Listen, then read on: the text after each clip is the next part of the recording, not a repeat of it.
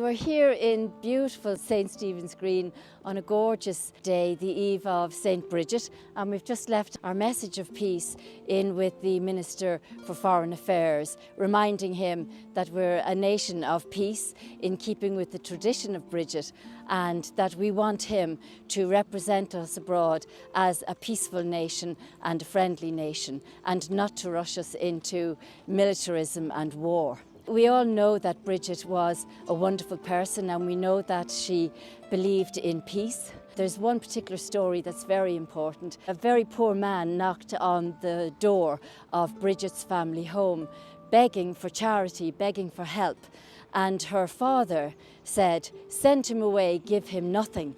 And Brigid persisted that her father give the man something. And in the end, her father relented and said, "Well, okay, give him the most useless thing we have in the house and send him away."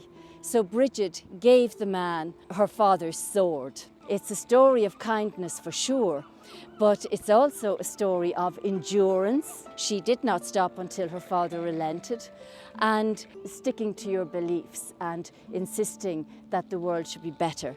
Bravery. Imagine a young girl having the audacity to give her father's sword away. She was courageous. The really important thing about this story is that she actually interpreted the sword as the most useless thing in the house. It would have been an object of value. It was also her father's symbol of prestige and power, and his weapon.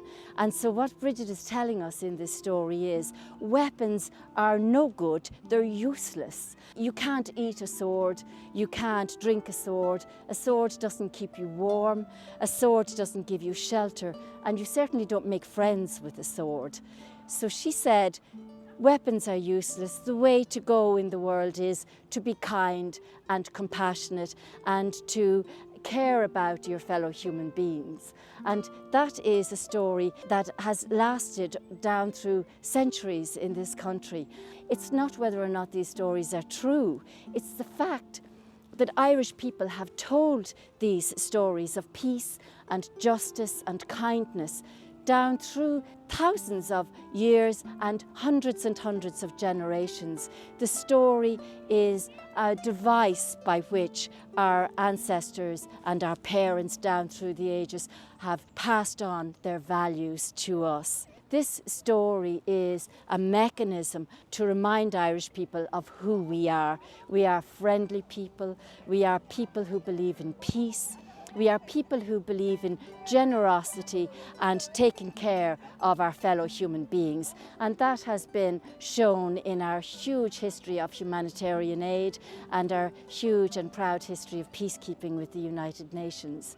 The message we were giving to our Minister for Foreign Affairs today is, do not forget these stories that tell about who we are. These stories were remembered even when we were writing the constitution of our own country in Article 29. Article 29 reflects the values that were written into these ancient Irish stories.